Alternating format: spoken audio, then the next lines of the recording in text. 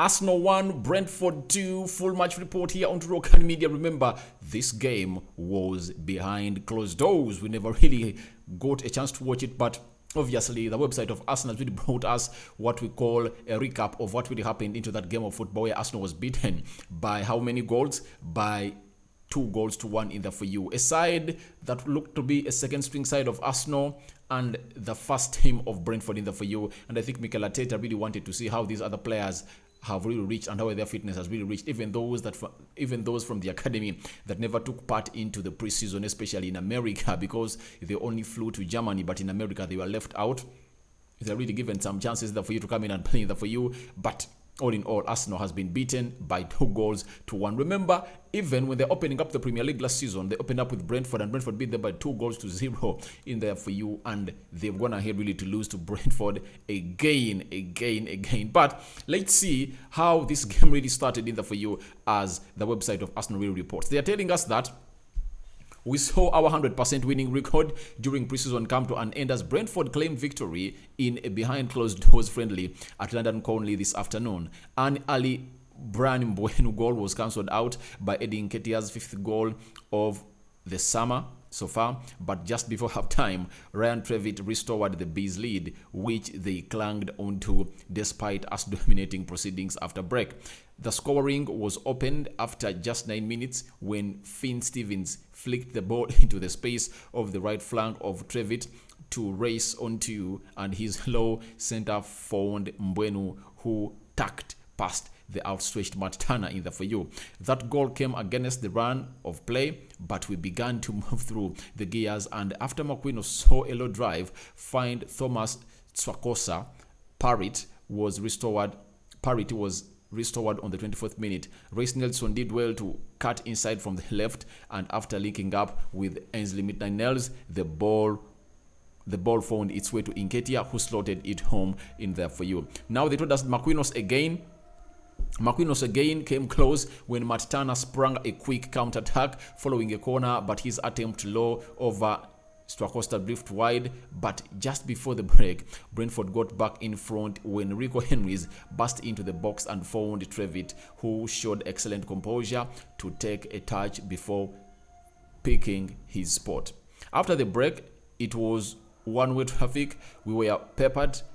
The Brentford goal trying to find an equalizer. Nketiah dragged a shot wide before Sambi Lokonga embarked onto the Mazi dribble before shooting just over the bar. We continued to up the intensity going into the final quarter, and Nuno Tavares forced substitute keeper Matthew Cox into a flying save on 68 minutes in the for you before some neat play between Lokonga, Nketiah and Nelson carved out an opportunity of Maitland-Niles to head home, but Cox was equal to his effort. With 10 minutes to go, Cedric left fly with a drive from the edge of the box and saw his attempt thump off the base of the post, and with one last volley forward, a wicked Nelson delivery narrowly evaded both Lokonga and McQueen as the far post, forcing us to suffer a defeat for the first time in the summer. So that's how really Arsenal went ahead to lose their game against a side which goes by the names of Brentford in the for you. When you look at Arsenal, this is how they really started. This is the starting lineup of Arsenal in this game they've lost in the for you. So you're going to be so much shocked. It looked like a second string side with some second string players and others around string side either from the academy. So they had Matt Turner, they had Cedric, Walters, Holding and Tavares. That was the back four of Arsenal. Then Elneny, Lokonga, Maitland-Niles in for you, McQueen, Nelson and Nketiah, meaning that Matt Turner, Cedric, Holding, Tavares, Elneny, Lokonga and McQueen plus Nketiah are the ones that really played 90 minutes. But Awe came in for Walters in the 46th minute in the for you. Then Souza, 76th minute, came in for Tavares. Then Patino, Charlie came in for Maitland-Niles in the for you. And Saji, in the 90th minute, came in for Nelson Race in the for you. So that is the starting lineup for Arsenal that really lost to a side which goes by the names of Brentford. Now, Brentford had the following people or players onto the field of play. They had Stwakosa in the for you, Stevens, Bem, Kramer, Henry, Onyeka, then Godos, Pete Harris, Travis, Lewis Porter, and Mbeumo in there for you. So, bringing you all that, it shows you that Arsenal really went ahead to lose a game of football. But in the game of football, a loss is always a loss. So there is no bad loss. Sorry, there is no good loss.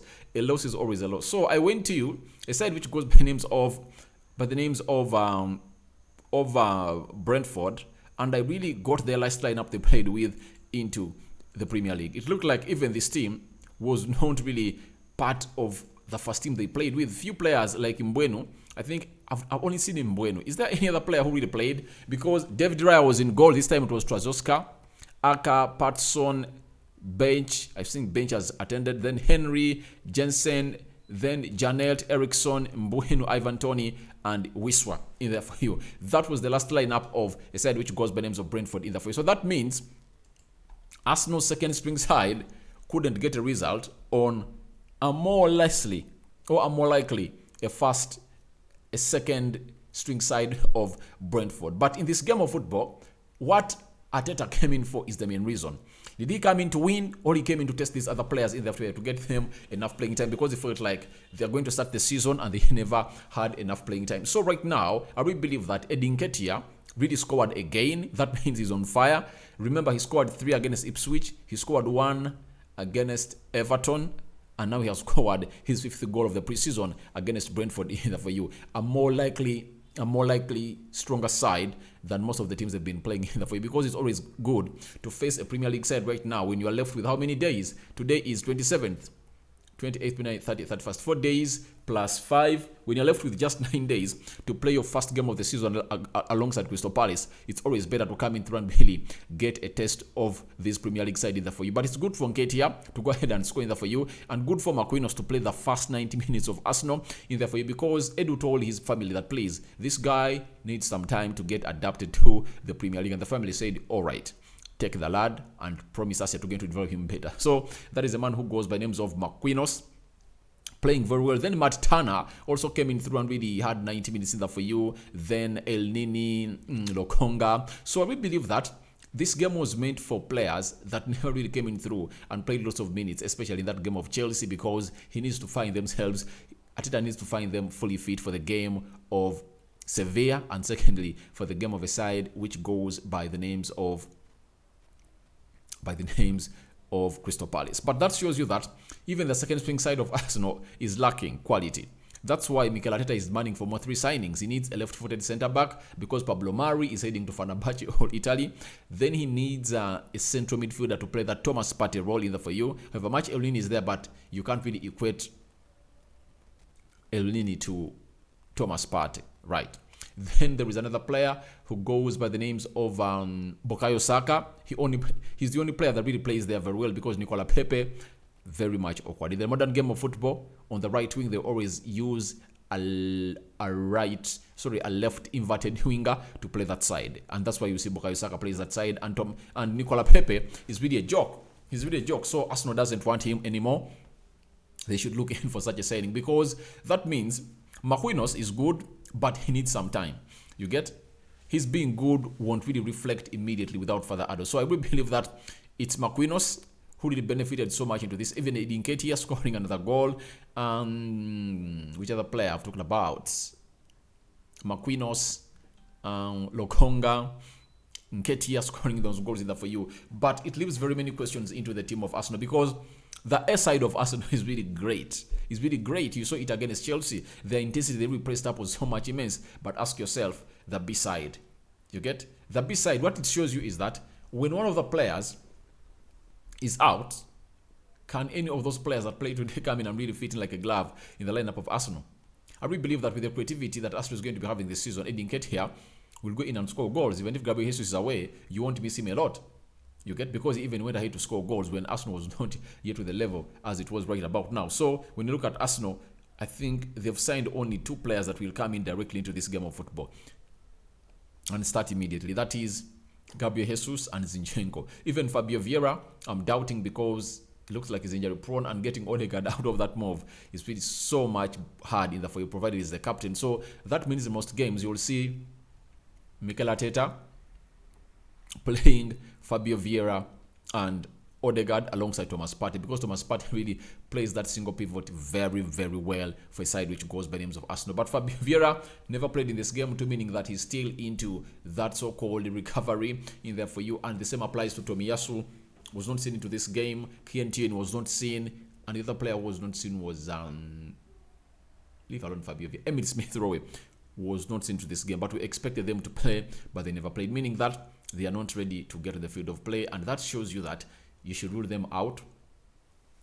In the game of Sevilla, that's the Emirates Cup final being played over the weekend, and secondly, you should rule them out of a competition or the first game of the season against Crystal Palace, because they need enough time really to get themselves into what we call real shape to play in the for you. So that's what I had for you. Arsenal has been beaten by Brentford 2-1, but Nketiah has scored, and Nketiah is trying to show Mikel Arteta that, please, I'm the man that should play alongside Gabriel Jesus. And I really believe that in certain games we'll always see Nketiah start with Gabriel Jesus to lead the line, because I think Arsenal will sometimes go for a 4-1-3-2, sometimes for a 3-5-2, or a 4-4-2 in there for you. That is the modern diamond in there for you. Every system I've said, all out of those three systems I've said, they are having two forwards at the forefront of the team in the face. So guys, your reaction to this loss of Arsenal is welcome into the comment section below. Go by the names of Rokani David. Smash the like button, comment and share.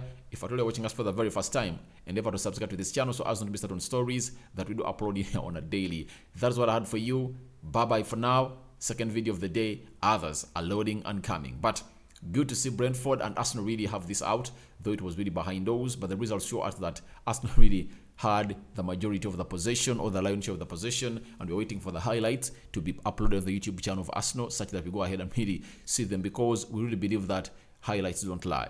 But a write-up can lie, but highlights don't lie in there for you. I'm out.